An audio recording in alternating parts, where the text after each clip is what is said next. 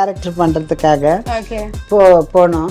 இப்படி பார்த்தாரு, எட்டுக்காணி வயசுல வச்சேசவம்மா என்னாரு. அப்படின்னா எப்படி இல்லாத ஒரு வயசு உனக்கு, சின்ன பொண்ணும் இல்லை நீ பெரிய பொண்ணும் கிடையாது, இந்த வயசுல போய் முதல்ல படிச்சுட்டு வா.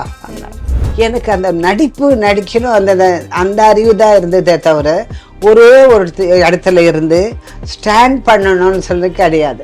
இங்கே தமிழ் வந்தால் ஒத்துக்குவேன், தெலுங்கு வந்தால் ஒத்துக்குவேன், மலையாளம் வந்தால் ஒத்துக்குவேன், கன்னடம் வந்தால் ஒத்துக்குவேன். இப்படி எனக்கு அதுதான் தெரிஞ்சதே தவிர்த்து ஸ்டாண்டர்டாக இருக்கணும்னு தெரியல. அப்புறம் திட்டினார் டைரக்டர். க்ளோஸான சர்க்கிள்னா யாரம்மா? எனக்கு ரொம்ப பிடிக்கும் ஸ்ரீவித்யா, ரொம்ப க்ளோஸ். எனக்கு மாமின்னு தான் கூப்பிடுவான்.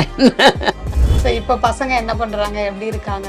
கல்யாணம் ஆயிடுச்சு, சின்னவளுக்கு தான் குழந்தை இல்லை. அதுதான் எனக்கு ஒரு பெரிய கவலை, ரொம்ப கவலை. அப்புறம் திடீர்னு ஒரு நாளைக்கு அப்படியே சோகமாக இருப்பார் நாகேஷன்னு. என்னென்ன அப்படி இருக்கீங்கன்னு கேட்டால், ஏமா கடவுள் இன்னும் என்ன வச்சிருக்காருன்னு வரும்.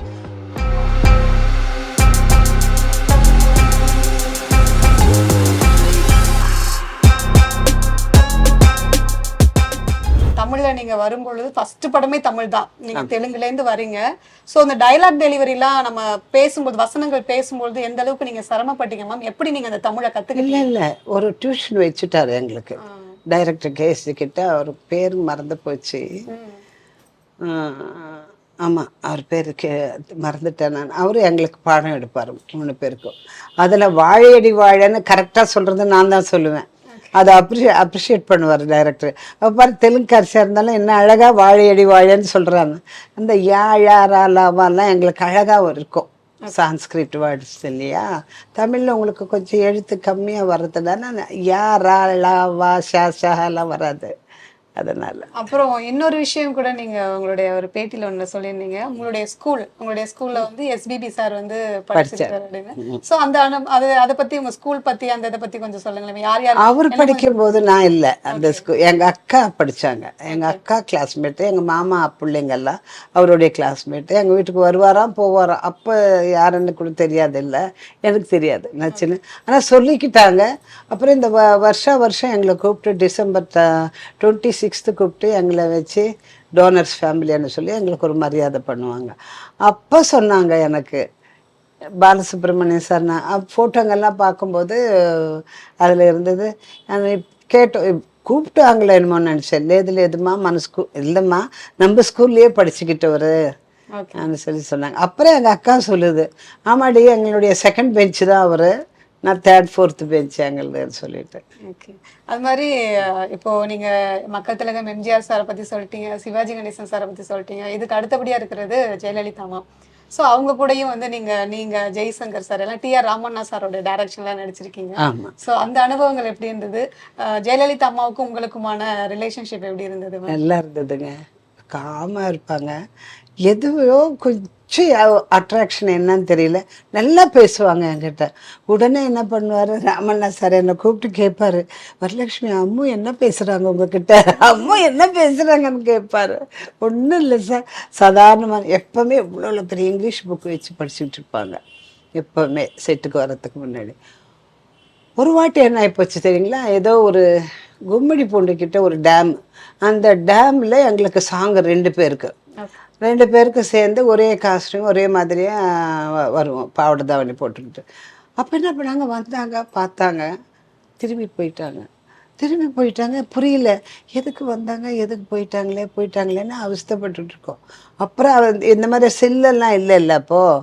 அதனால் அங்கே போய் அவங்க ஆஃபீஸுக்கு போய் அம்மா வீட்டுக்கு ஃபோன் பண்ணி என்ன விஷயம்னு பார்த்தாக்கா, நீங்கள் சாங்கு வந்து தண்ணியில் எடுக்கிறீங்கன்னு எனக்கு சொல்லலை, தண்ணியில் எடுக்கிற அப்படி இருந்தால் நான் போடுறது ஜார்ஜெட் காஸ்டியூமு, அது மேலே போயிடும். ரொம்ப நுணுக்கமாக நிறைய விஷயங்களை பார்ப்பாங்க. ஆமாம், உங்களுக்கு அனுபவம் இருக்குல்ல. ஜார்ஜெட்டு போட்டிருக்கேன் நான், அது ஷிங்காய் மேலே போயிடும். அது நீங்கள் முதலே சொல்லியிருந்தா நான் 2 காஸ்டியூம் தைச்சிருப்பேன் அப்படின்னு சொன்னாங்க. அப்போ எங்களுக்கு எல்லாருக்கும் ஷாக்கு. அப்புறம் ராமண்ணா சார் அந்த காஸ்டியூமரை பிடிச்சி நல்லா திட்டினார். ஏன்டா இது கூட தெரியாது, இப்படி பண்ணி வச்சிங்க நீங்கள், ஒரு காட்டனில் எடுத்துக்க வேண்டியது தானே. காட்டனில் ஐ மீன் ஒரு பாலிஸ்டர் மாதிரி எடுத்துருந்தா அது ஷிங்காக இருக்காது இல்லை.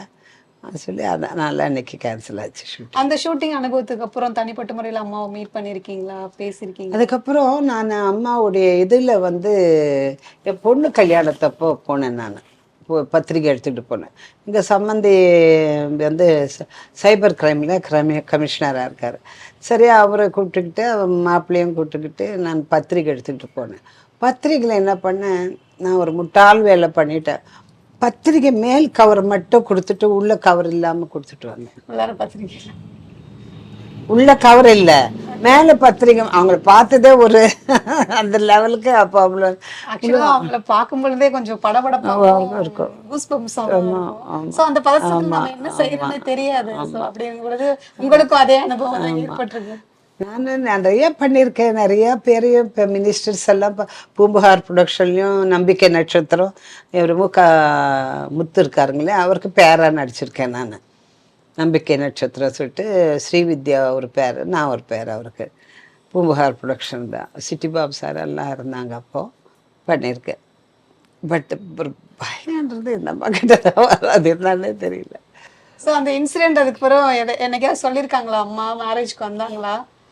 எங்க பத்திரிக்கை கொடுக்கலையே, திரும்பி ஏன் வரலன்னு சொல்லிட்டு பொண்ணையும் மாப்பிள்ளையோட பிளெஸ்ஸிங்ஸ்க்காக கூட்டிகிட்டு போனேன்.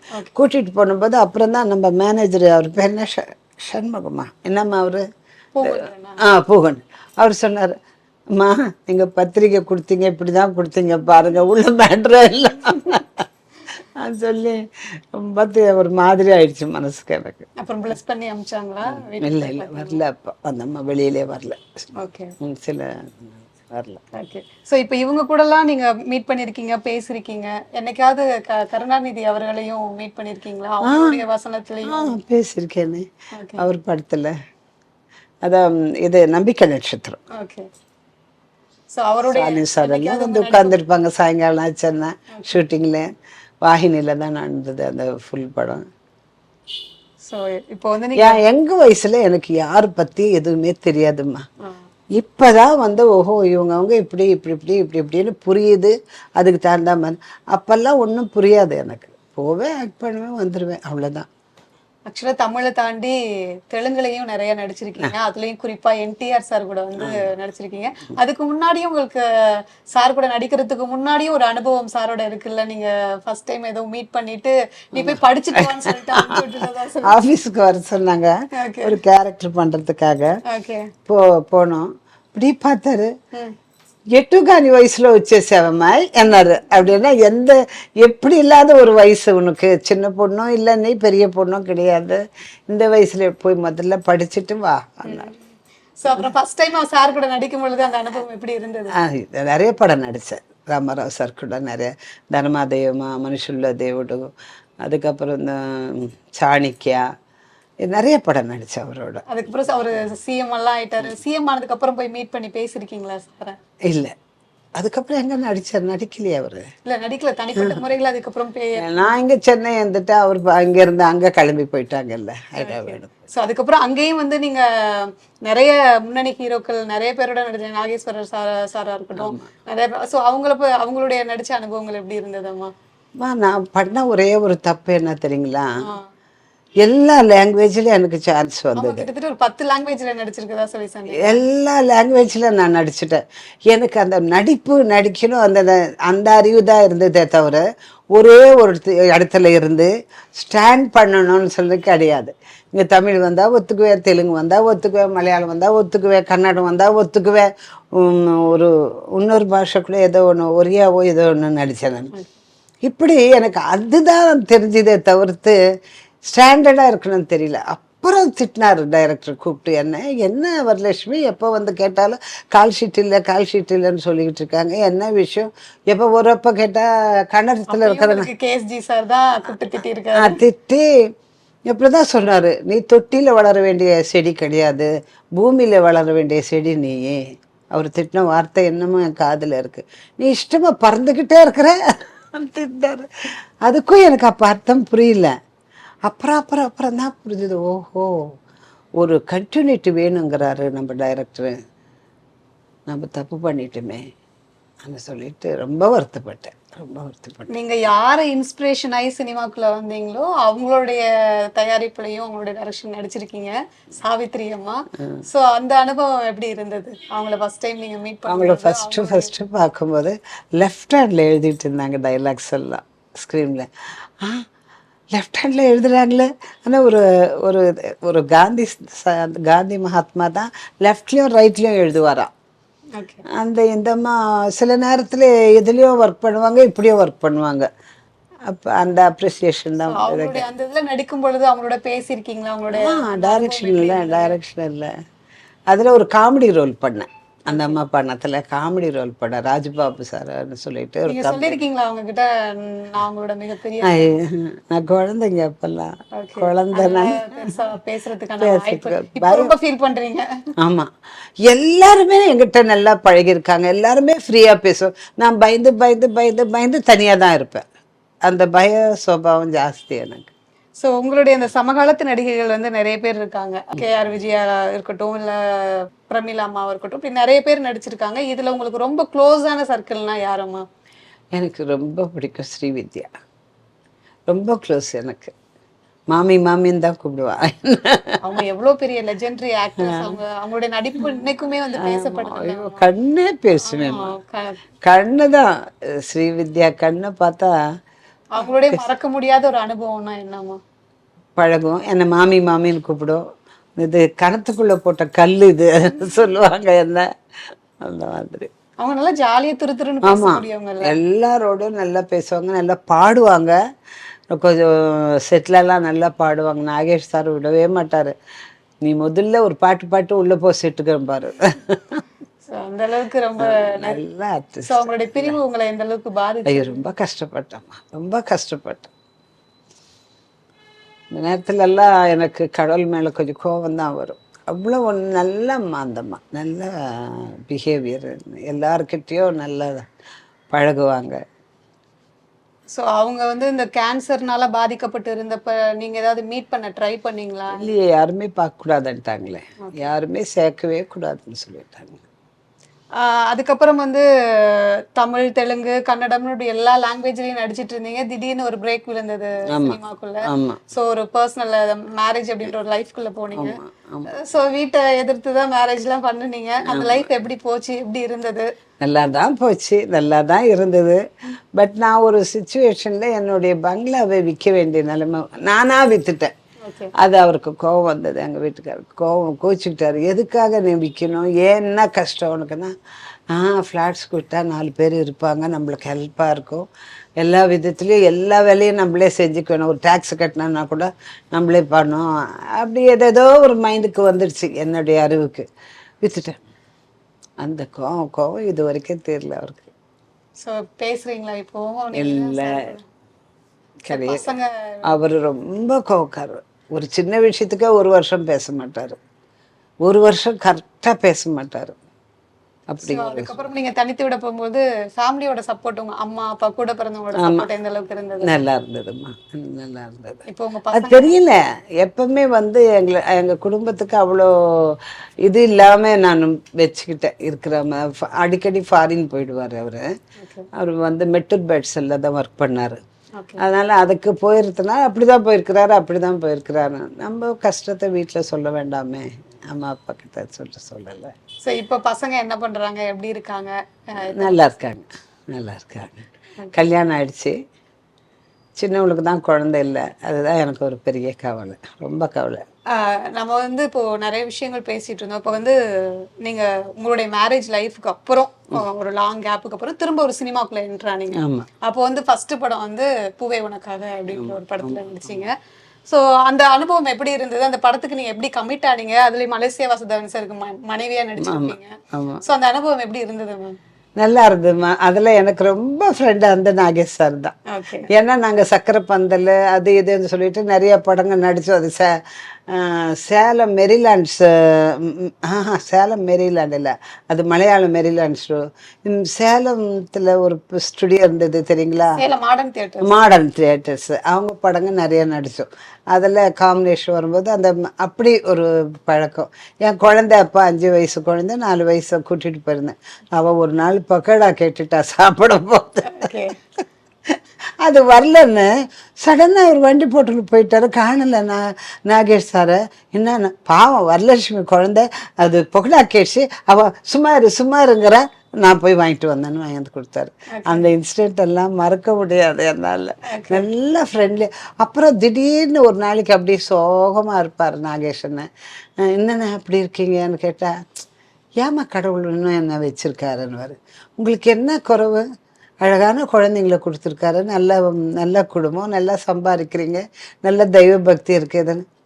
இதெல்லாம் ஒரு வாழ்க்கையம்மா அப்படியே சொல்லுவார். எனக்கு ஷாக்காக இருக்கும். இவ்வளோ பணக்காரர், இவ்வளோ பெரிய நடிகர், இவர் ஏன் இவ்வளோ வருத்தப்படுறாருன்னு எனக்கு புரியாது. அப்போ எல்லாரையும் சிரிக்க வைக்கிறாங்கன்னு நினைக்கிறோம். ஆனா அவங்களுக்குள்ளேயும் சில வழிகள் இருக்கு. ஏன் ஆண்டவன் இன்னும் என்னை விட்டு வச்சிருக்காருன்னு சொல்லுவார். எனக்கு ரொம்ப ஆச்சரியமாக இருக்கும். ஷாக் ஆகிடுவேன். இவங்கெல்லாம் வாழணும்னு நினைக்கணும் இல்லையா, இவ்வளோ பேரும் புகழும் பணமும் குழந்தை எல்லாம் சொத்து சுதந்திரம் சகலமே இருக்குல்ல, ஏன் இப்படி வருத்தப்படுறாருன்னு எனக்கு அப்போ புரியாது. இப்போ நினச்சி பார்க்குறேன், அது உள்ளுக்குள்ளே யாராலையும் போய் பார்க்க முடியாது. கண்டிப்பா கண்டிப்பா. ஏன்னா ஒவ்வொரு மனுஷனுக்குள்ளேயும் ஒரு ரகசியம் இருக்கு. அது பாசிட்டிவாவும் இருக்கலாம், ஏதாவது நெகட்டிவாவும் இருக்கலாம், நம்ம தெரியாது, நம்மளுக்கு தெரியாது. விஜய் கூட நடிச்ச பூவே உனக்காக படத்துல சோ உங்களை ஃபர்ஸ்ட் டைம் வந்து நிறைய ஆர்டிஸ்ட் இல்ல முதல்ல, பெரிய பெரிய ஆர்டிஸ்டுங்கப்பா. அசம்பிள் ஆகுறதுக்கே கஷ்டமா இருக்குது, வேற சாங்ஸ் வேற. அதுல வந்து ஒரு சீன்ல கூட ஒரு கும்பல் இல்லாம இல்லை. ரோஜாவனத்தில் அத்தனை ஆர்டிஸ்ட், அங்கேயும் அத்தனை ஆர்டிஸ்ட்டுங்க. அது வந்து பாலச்சந்தர் சார், இது செல்வம் சார்ன்னு நினைக்கிறேன் டைரக்ஷன். இது வந்து விக்ரம் சார். அந்த படத்துல நீங்க கமிட் ஆகும்போது அந்த அவங்க கூட நடிச்சவங்க ஒவ்வொருத்தவங்களோடையும் கண்டிப்பா ஒரு மறக்க முடியாத அனுபவம் இருந்திருக்கும் இல்லையா? சோ அதை பத்தி எங்க கூட ஷேர் பண்ணிக்கோங்க. அதுல இருந்தவங்க எல்லாம் போயிட்டாங்களாம்மா, எல்லாருமே போயிட்டாங்களே. சுகுமாரி அம்மா போயிட்டாங்க, நம்பியார் சாமி போயிட்டாங்க, நாகேஷ் அண்ணன் போயிட்டாங்க. அப்புறம் நிறைய ஆர்டிஸ்ட், மலேசியா வாசுதேவன் ஃபர்ஸ்ட் அவர் தான் போனது. எல்லா பேர் என்ன போயிட்டாங்க. ஸோ விஜய் சார் கூட நீங்க அந்த படத்துல நடிக்கும் பொழுது குழந்தையா பார்த்த விஜய்க்கும் அப்போ ஒரு ஹீரோவா நீங்க அவரை பார்க்கும்போது எப்படி இருந்தது உங்களுக்கு? அந்த சைலண்டாவே இருப்பாருமா அவரு. ரொம்ப சின்ன வயசுலேருந்து தனியாக ஒரு சேரை போட்டுட்டு சும்மா இருப்பார். இப்போ எவ்வளோ பெரிய ஆர்டிஸ்ட். நிறைய பேர் சொல்றது அவர் தான் ஷூட்டிங் ஸ்பாட்ல யார்கிட்டயுமே பேச மாட்டார், தனியாக அமைதியாக இருப்பார், யாருக்கிட்டுமே பேச மாட்டார். ஆனால் ஷார்ட்டுக்கு வந்து அப்படி ஆக்ட் பண்ணிட்டு போயிடுவார். ஸோ இன்னைக்கு அவருடைய வளர்ச்சியை பார்க்கும்போது உங்களுக்கு எப்படி சந்தோஷமா இருக்கு. அரசியலுக்கு வர்றாரு, அதை நீங்க எப்படி பாக்குறீங்க?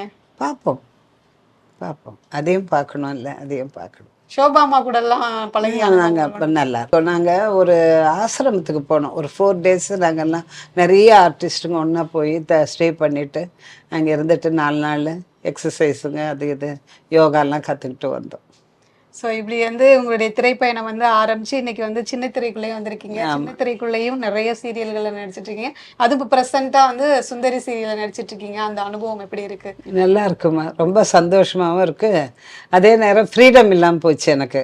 வெளியிலேயே போக முடியல, கோயிலுக்கு போக முடியல. அப்போ தான் என்ன சிறுவாபுரிக்கு போய் போன வெள்ளிக்கிழமை அப்படி பெரியபாளையம், சிறுவாபுரி, அப்புறம் சிவன் கோயில் வரசித்தீஸ்வரர்னு சொல்லிட்டு அந்த 3 கோயிலுக்கு முடியல என்னால்.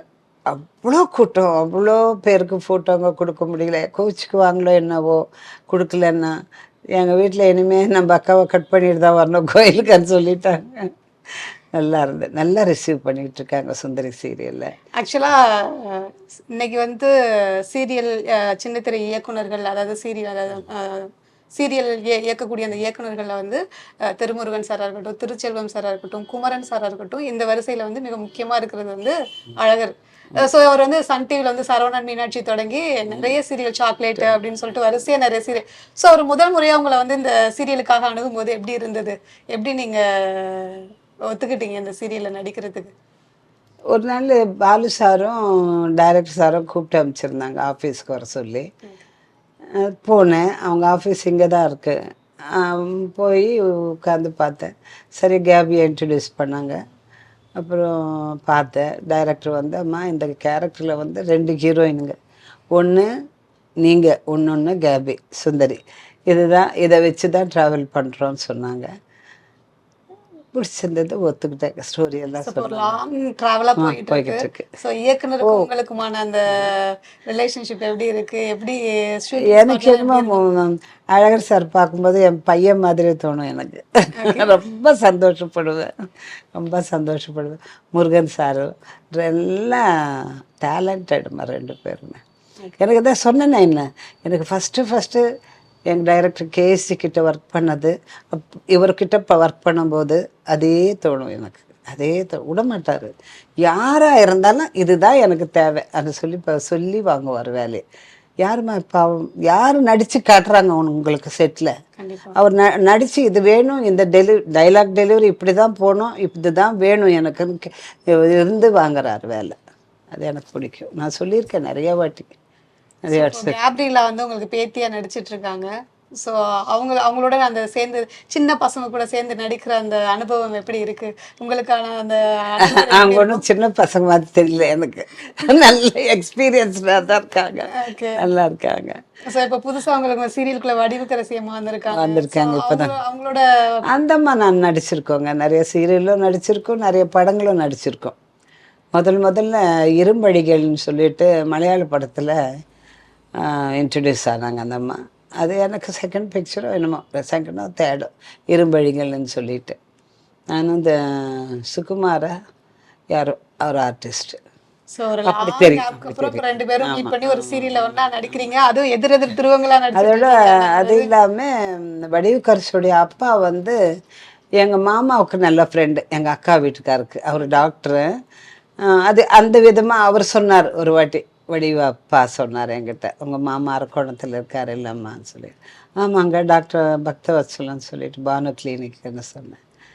அப்போ நான் ஒரு சீரியல்ல எதிர் துருவங்களா நடிச்சிட்டு இருக்கீங்க, போட்டி போட்டு நடிக்கிறீங்க. உங்களுக்கு எப்படி இருக்கு? அது நடிப்பு தானம்மா. ஆமா, நீங்க வந்து பேத்திக்காக ஃபைட் பண்றதோ, அவங்க பேத்திக்கு அகைன்ஸ்டா சண்டை போடுறாங்க அப்படிங்கும்போது அது எப்படி இருக்கு? அந்த ஷூட்டிங் ஸ்பாட்டே எப்படி இருக்கும்? அது நடிப்பு தானே, அது ஒன்றும் பெருசாக எங்களுக்குள்ள அந்த பாகுபாவோட வராது. பசங்களுக்கு உங்களுக்குமான ரிலேஷன்ஷிப் எப்படி இருக்கும்? அவங்க பாட்டுக்கு அவங்க லைஃப்பை பார்க்குறாங்க. எங்கள் ஜென்ரேஷன் மாதிரி இனிமேல் வரும்னு கனவுல கூட நினைக்காதீங்க யாருமே.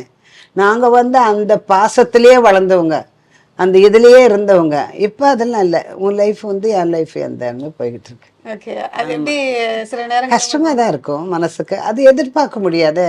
அப்போ எதிர்பார்க்காமையே வந்தது, இப்போ எதிர்பார்த்தாலும் கிடைக்கிறது இல்லை. அவ்வளோதான் வித்தியாசம், வேற ஒன்றும் இல்லை. ஸோ இந்த லைஃப் சேஞ்சஸை பார்க்கும் பொழுது கஷ்டமாக இருக்குது. நிறைய பேரண்ட்ஸும் தனிமையில் தான் இருக்காங்க. அவங்களுக்கும் ஒரு பேராசன்னுவேன். ஏன் பசங்களை படிக்க வச்சா இந்தியாவில் வேலை கிடைக்காதா? இந்தியாவில் சாப்பிட்றது இல்லையா பசங்க? எல்லாரும் ஃபாரின் போய் தான் படிச்சிட்டாங்கன்னா ஃபாரினில் போய் தான் சம்பாதிக்கணுமா?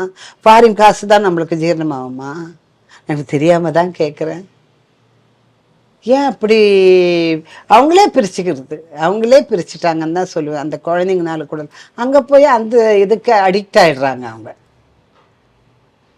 ஸோ இப்போ நம்ம இங்கே தனியாக இருக்கும்பொழுது அந்த நம்மளுக்கு தான் கஷ்டமாக இருக்குது. நம்மளுக்கு தான் கஷ்டமாக, ஐயோ இவங்கெல்லாம் இப்படி இருந்தாங்களே, இவ்வளோ ஃபேமிலி. இந்த சாலிகிராமில் நான் வந்து 45 வருஷம் ஆச்சு. 45 வருஷத்துக்கு முன்னாடி எல்லா குழந்தைங்களும் விரலை பிடிச்சிக்கிட்டு ஸ்கூலுக்கு போனவங்க தான். என் வீட்டு முன்னாடியே பாலோக ஸ்கூலுக்கு, ஏவிஎம் ஸ்கூலுக்கு, அது இப்படி போய்கிட்டு இருப்பேன். விஜய் இன்னைக்கு இவங்க அனாதைய கொம்புங்களை வச்சுக்கிட்டு நடந்து போகிறாங்க. என்ன மாமி, என்னக்கா பையன் அங்கே இருக்கிறானோ, இன்னும் காசு அனுப்பிச்சிடுவா, இங்கே எங்களுக்கு வாடகை வருது, அவருக்கு ரிட்டையர்டு அமௌண்ட் வருது. ஹாப்பியாக தான் இருக்கும். எங்கே ஹாப்பி? கண்ணுலேயும் காணும், மனசுலேயும் காணும் அந்த வேதனை. நீங்கள் எங்கே படிக்க வச்சு இங்கே வச்சுக்கிட்டு இருந்தா குழந்தைங்கள நல்லா தானே இருக்கும். நீங்கள் தானே அனுப்புகிறீங்க, அப்புறம் ஏன் வேதனைப்படுறது? ஸோ ரொம்ப சந்தோஷமா ஆரம்பிச்சு ஒரு லாஸ்டா ஏதோ ஒரு சோகமான ஒரு விஷயத்த பேசி முடிச்ச மாதிரி ஒரு ஃபீல் ஆயிடுச்சு. ஆமா. எனக்கு கொஞ்சம் கஷ்டம்தாங்க. எல்லா பேரண்ட்ஸும் இப்போ தனியாக தானே இருக்காங்க, எது வந்தாலும் அதனால. ஓகே. இவ்வளோ நேரம் எங்களுக்காக டைம் ஸ்பெண்ட் பண்ணி நிறைய விஷயங்கள் பேசுனீங்க. இப்போ உங்களுடைய அடுத்தடுத்த ப்ராஜெக்ட் என்ன போயிட்டு இருக்கமா? நீங்க ஏதோ வெப் சீரிஸ்ல ஏதோ நடிக்கிறதா சொன்னீங்க. அது ஒரே ஒரு வெப் சீரியஸ் உப்பு புளிக்காரன்னு சொல்லிட்டு ஓகே. இவங்க விட்டா தானே நான் வெளியில போறதுக்கு ஓகே.